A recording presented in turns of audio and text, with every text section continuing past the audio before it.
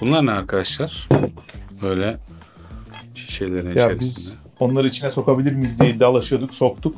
Ama birisi çıkarması lazım. Bunu sen yapabilirsin diye düşündüm. Abi ben bunları bunun içine sokun. Ayvalık'tan zeytinyağı gelecek. Bunları doldur, kapağını kapatın diye koydum bunları buraya. Ne yaptınız babacığım ya? Zeytinyağlar. Ya Zeytinyağlar geldi ama ofiste pek barınamadılar. niye? Arkadaşlar almışlar. Arkadaşlar almışlar. Helal hoş olsun da yani. Şimdi bu şişeleri ne yapacağız? Bir baksana kaç tane şişe sipariş verdik. Şimdi bunları biz nasıl kullanacağız abi? Nasıl çıkartacağız bunu bunun içinden? Şişeleri yere atarsak teker teker. Kıralım değil mi? Değil mi? Çok mantar mantıklı. çıkarmaksa hedefimiz. Hedefimiz şişeleri kırmadan mantarı çıkartmak Erhan'cığım. Yani bak sinirlendim ya. Sen yapabilirsin ya. Ben yaparım. Yaparım da işte. Nasıl yapacağız malzemeler? Cam şişe, mantar tıpa, buzdolabı poşeti. Arkadaşlar bakın bu mantarlar hep merak etmişimdir. Neden bunlar böyle kullanılıyor diye. Görseli güzel bir kere. Hoş duruyor. Maliyeti düşük ve içindeki sıvının lezzetini korumaya yardımcı. Doğal bir malzeme kendisi. Zeytinyağı, şarap vesaire genelde bu tarz şeyler konuyor bunun içerisine. Ve mantar kullanılıyor kapağını kapatmak için. Hava çıkışını da engelliyor. Muhtemelen kapak teknolojisi yokken yapılmış. Bence hocam bu da böyle kullanılmaya devam edilmiş. Ne düşünüyorsun? Değil mi? Evet. Mantıklı. Peki yani bu mantarlar burada olması gerekirken neden burada? Plastik poşet alabilir miyim? Sende niye buzdolabı poşeti var ya? Her zaman yanında taşırım. Sebep? Buzdolabına bir şey koymam gerekirse ya yoksa yanımda nasıl yapacağız?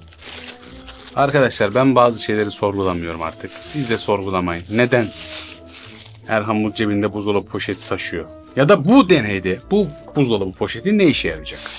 Bakın böyle hokus pokus yaparak mı çıkartacağız bunu? Ne yapacağız yani? Böyle bir şey mi? Değil.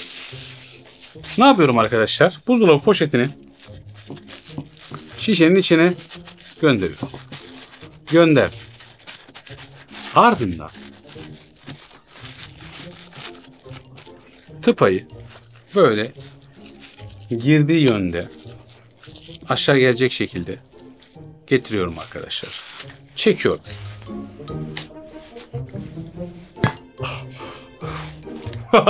Vay be. Çıkarttım.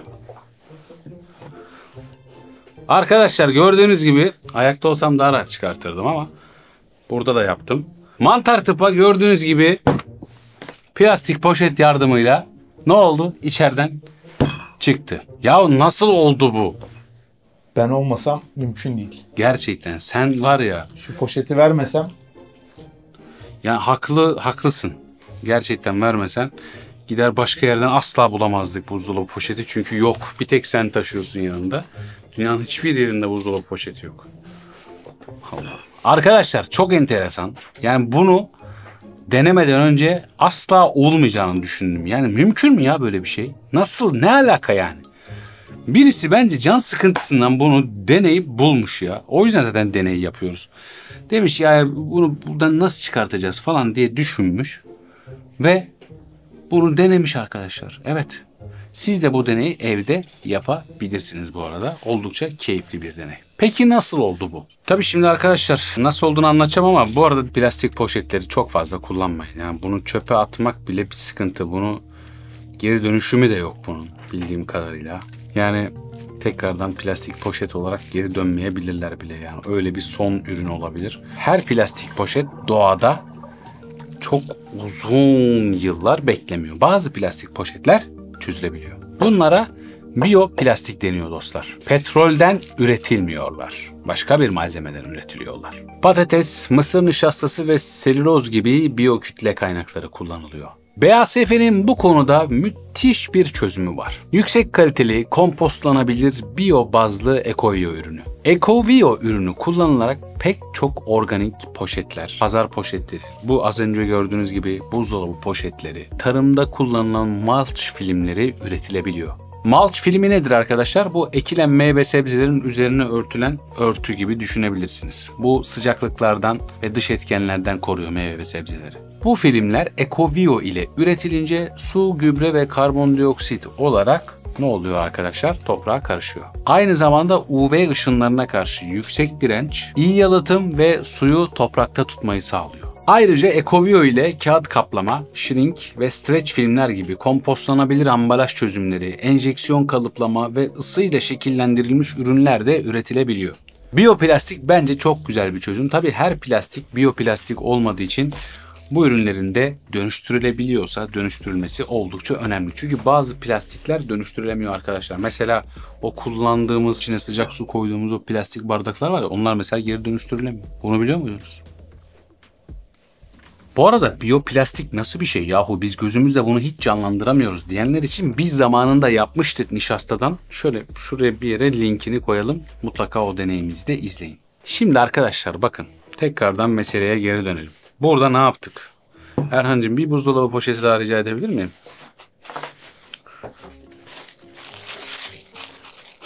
Şimdi içinde tıpa var.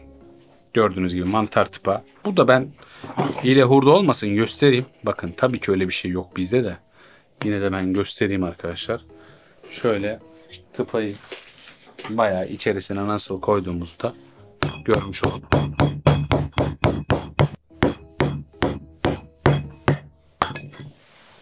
Şimdi bunu bunun içine yolladım. Bu plastik poşeti aslında nasıl katlandığı vesaire bunlar çok önemli şeyler değil. Bunu böyle gördüğünüz gibi içerisine gönderdim. Az önce yaptığım şey. İniş yönüne doğru, tıpanın iniş yönüne bakın tekrardan bu tarafa doğru geldi. Ne yapıyorum arkadaşlar? Aslında plastik poşeti aşağıya doğru çekerken bakın hızlı bir şekilde çektim ve tıpa yoluna girdim. Burada biz bir kuvvetten bahsedeceğiz şimdi. Sürtünme kuvveti. Şimdi normal şartlarda bunun buradan çıkması şu plastik poşetin kendi gücüyle çok mümkün değil, değil mi? Fakat ne oluyor burada arkadaşlar? Plastik poşetle mantar tıpa arasında bir kuvvet ortaya çıkıyor. Normalde bu buradan çıkarken mantarla şişe arasında bir sürtünme kuvveti vardı. Ben onu vura vura yendim. Burada plastik poşet devreye öyle bir giriyor ki şişeyle mantar arasına. Mantarla şişenin bağını kopartıyor gibi düşünün ve artık bununla mantar arasında bir sürtünme kuvveti oluşuyor. Ve bu sürtünme kuvveti ben çektikçe artıyor arkadaşlar. Çektikçe artıyor.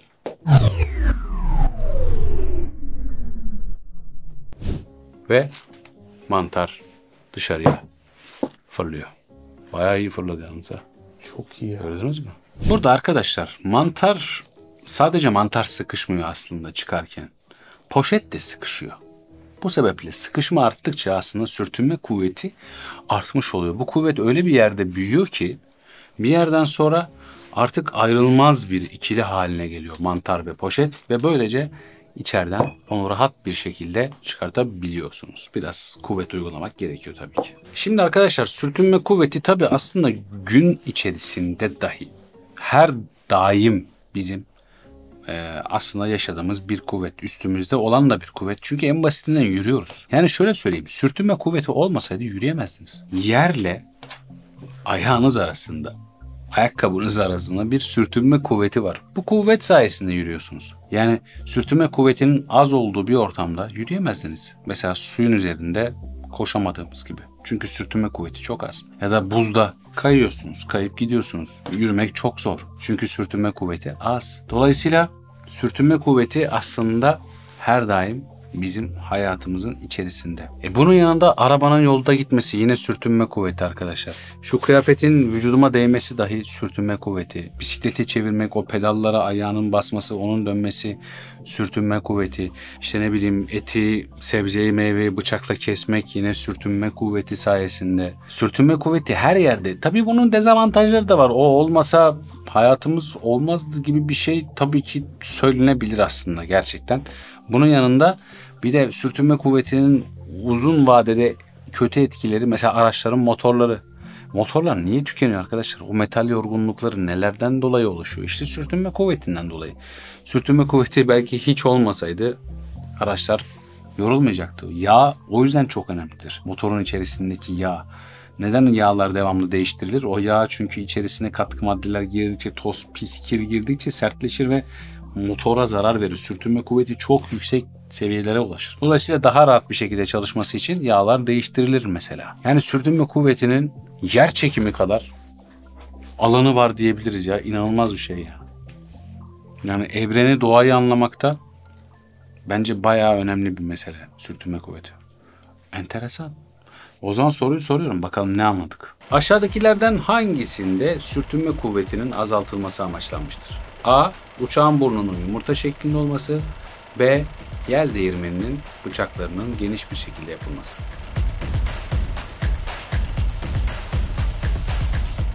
Demek ki neymiş arkadaşlar? Bazı imkansız gözüken şeyler aslında o kadar da imkansız değilmiş. Biraz bilgi, biraz özveri, biraz deneme azmi diyelim. Bu sorunların çözümünde bize yardımcı olabiliyormuş. Bakalım önümüzdeki videoda hangi imkansız gibi gözüken şeyi bilimle açıklayacağız. Bilimle kalın, hoşça kalın.